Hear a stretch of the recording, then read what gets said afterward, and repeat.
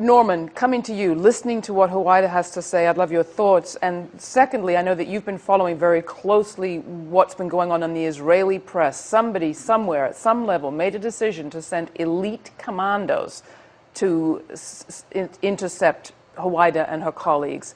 Who made that decision? Was it contentious in Israel, and what does it mean to you?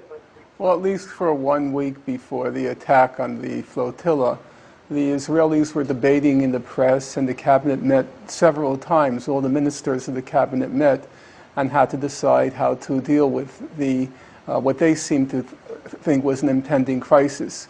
Now, they had other options, even granting for the sake of argument that they had a legitimate goal. If we grant that for the sake of argument, they could have simply disabled the propeller on the boats. They could have blocked the boats. Israel has a formidable navy. It patrols the whole Mediterranean. Surely a navy of that size could have blocked one boat from entering Gaza harbor. But at the end of the day, the option they chose was clearly the most violent, namely an armed commando raid by elite troops in the dead of night. And there are two, I think the question that arises is, why of all the options they chose that one? I think the answer is because Israel was trying to reenact the raid on Entebbe. The raid on Entebbe was a big propaganda coup for them, and it displayed all of their martial prowess. It became a major motion picture, and it became the stuff of folklore. And as it happens, Benjamin Netanyahu, the current prime minister, his brother, Jonathan Netanyahu, was the one person who was killed in the raid in Entebbe. And Ehud Barak, the defense minister, was also in his day a commando. He's known for one of the more notorious commando raids when they invaded Lebanon, or a commando raid in Lebanon, and killed a senior member of the PLO. And so they wanted to try to restore their martial prowess. They had, a few months ago, the bungling operation in Dubai.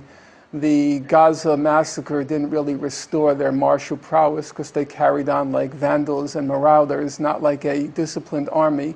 They suffered a major military defeat in Lebanon in 2006. And so I think they saw this as an opportunity to carry out a raid on Entebbe type commando operation. Score a martial victory against peace activists. That's the irony. Norman, the other argument is that aid will go into the hands of Hamas. Well, Hamas has repeatedly stated that it's willing to leave over the whole rebuilding of Gaza to international agencies, that it'll stand back and from start to finish, let the international agencies, let the United Nations or the other available agencies rebuild Gaza, and Hamas says it'll be a hands-off policy. And in fact, the past few months, UNRWA, Israel was allowing in a little bit of cement, and UNRWA took full responsibility of the operation from start to finish, and Israel had no complaints. That's not the issue. The issue is very straightforward.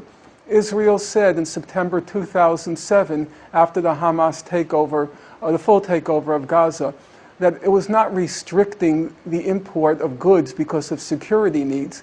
It was what they called economic warfare. Now you have to remember that during the attack on Gaza, the massacre in Gaza in 2008, 2009, they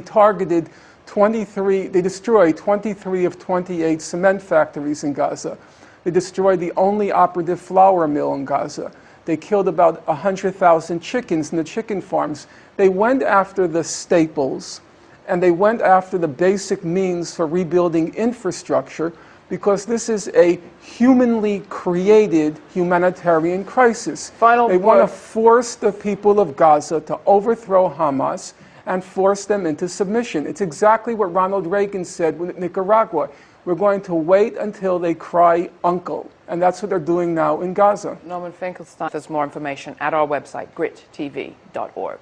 Israel terroriste! Israel